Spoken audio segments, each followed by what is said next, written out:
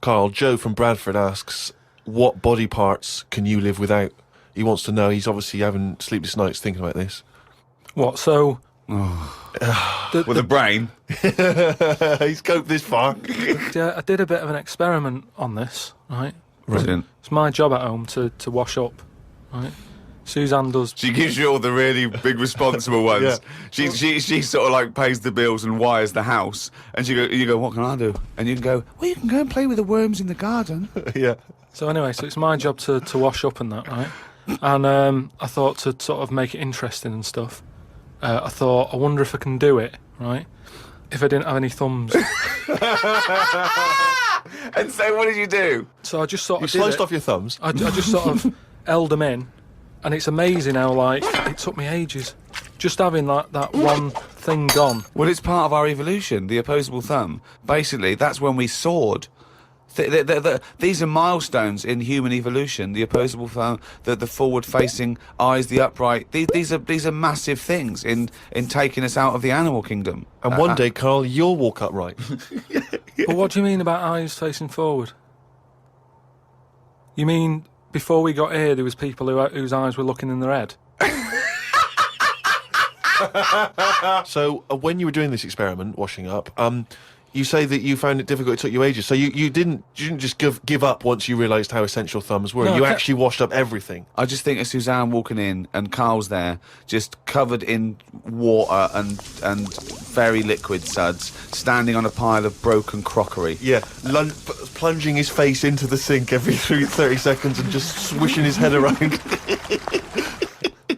But we talked about the washing up thing before, I know, and I sort of look out of a window, so the sink's in front of the window. Yeah.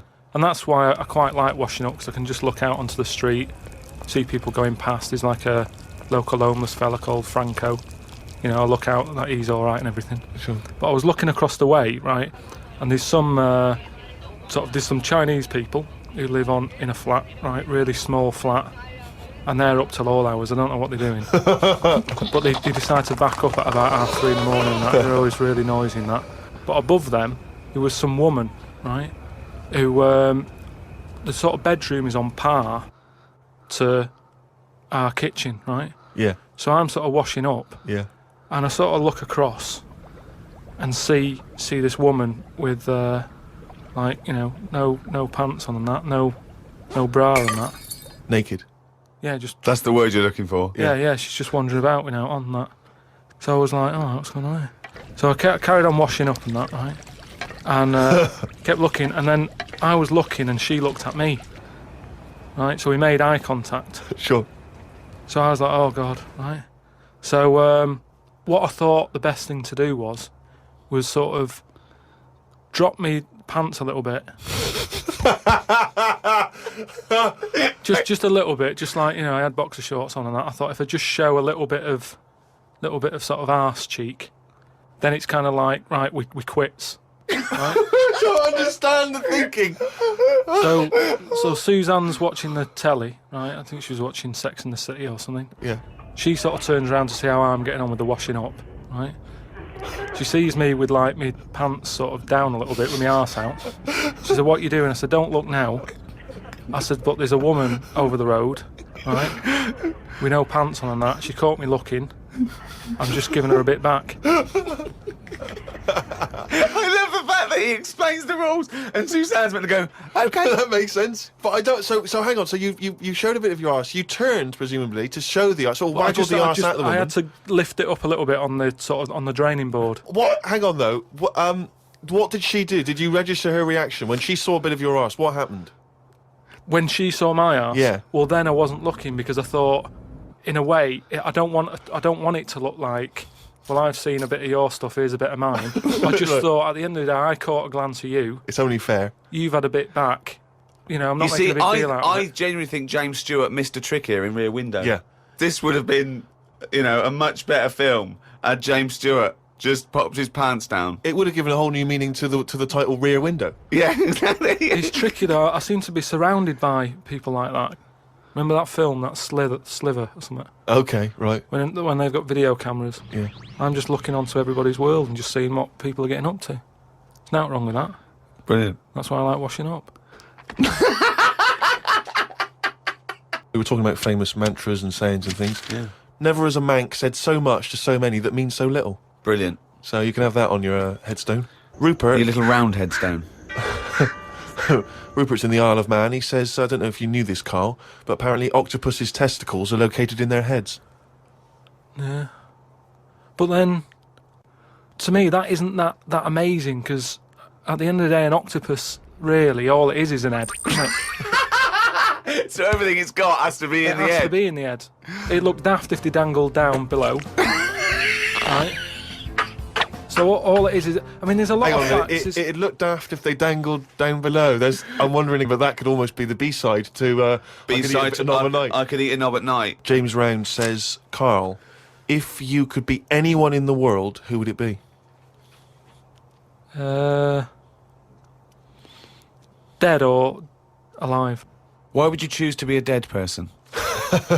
No, but sometimes, like, there's people who are now dead, but everybody raves about them. What I mean is, if... Oh, just answer the question. Who would you be and why? It's someone you No, admire no. or you think had a good life. Just answer the but what question. I mean is, it's good to be remembered, like Winston Churchill is remembered Yeah. as being a decent bloke, but I wouldn't want the hassle that he had. So I don't want to live his life, Right. but it's good to be... You'd like to be Winston Churchill, but you'd like to have a paper round instead of...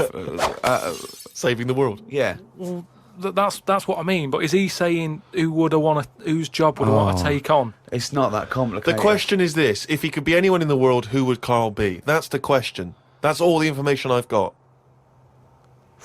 A lot of responsibility on a lot of jobs, isn't there? So, some of the names flowing through your head now? I was thinking Bruce Willis. I never expected that! I never expected that! So his responsibility in your mind is what? Saving people who are trapped in a building with terrorists? Well, yeah, maybe, his worries are different worries. With, people who have a lot of money come other worries. Yeah. Do you know what I mean? So Bruce Willis, he's always going on these marches, isn't he, saying stop war and all that. Mainly because he's got more to lose if there's a war. He's got loads of houses. One of them's going to get damaged.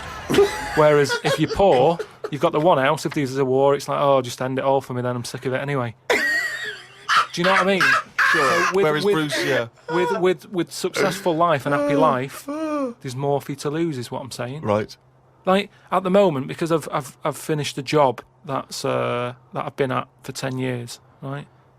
I've finished working there, so suddenly I've got my timetable's a bit out, and I haven't got enough of a routine, and I'm a man who likes to know what I'm doing. Right? Yeah. So now suddenly 5 until 7, washing up with no thumbs. I've sort of turned into like an old person, where the little jobs that you shouldn't enjoy are now the main event. So But hold on, how old are you? You're 31, aren't you? 32. 32, and you're pottering around, not knowing what to do with yourself. Well, like yesterday, Suzanne's shoes needed to go to the cobblers, right? I haven't heard the word cobblers. I didn't even know cobblers still existed. I only ever see that in Christmas films made by Disney. Well, I had to go and do that, and that suddenly... Because last time you were going to the toffee shop. And now you're going to the cobblers. Next week it's the candlestick maker. But all I mean is that suddenly is a nice little day out. I'm sort of putting my coat on, going, right, I'll go and see the cobbler now and go and have a chat. Tell me about the cobbler. You didn't come back with 3 magic beans, did you? No, the cobbler's all right. He's doing, he's fixing Cobbling. shoes and that. He's cobbling all day. Have I told you about my Uncle Alf, who was a cobbler? No? I'm sure I told you about him. He's the one who he lived in like a bed sit, and he had 2 tellies. He had like one that the sound didn't work on, and one that the picture didn't. But both together, it worked. Oh, right, okay. So as long as he was watching the same channel on both, sound came out of one telly, and he'd watch the picture on the other. Brilliant. And he slept in like a rubber dinghy, right? But he was... Whoa! You can't just let that slide. Why did you sleep in a rubber dinghy? He just liked boats and stuff, and he sort of... Yeah, I like boats, but they're better on the water. Beds are better to sleep on. Boats are better to sail on. Well, he just had it in there. It's a bed sit. It was really tight space. Boat sit. He's got this. It's moved into a dinghy He's sit. got this dinghy, so he's thinking, well, rather than it get in the way, I might as well use it. Yeah. Right? But he was a cobbler, And he used to like repair like my shoes and that, right? Yeah. But he'd always sort of overdo them, right? So What do you mean? like, Fancy. do you know like Pimp My Ride on MTV? Yeah. Because he does up shoes, he'd go mental on them. What do you mean? There was the stereo. Yeah. Well, no, There was horns. He'd sound, Here Go comes faster Carl stripes down the side. Yeah, here comes Mr. Pilkington. He's got the fastest shoes in the land. no, he'd just make shoes that would last forever. So instead of putting like one sole on, he'd put about 5 on.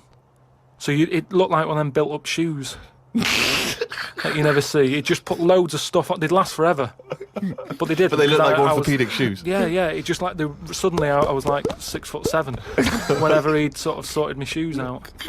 But he's a cobbler, and you know it's work. That's always there for you, isn't it? I suppose so. So you went out with to take Suzanne's shoes to the cobbler. Yeah, so that's it. Yeah, so I just took him to the cobblers and that was like a nice little job for the day.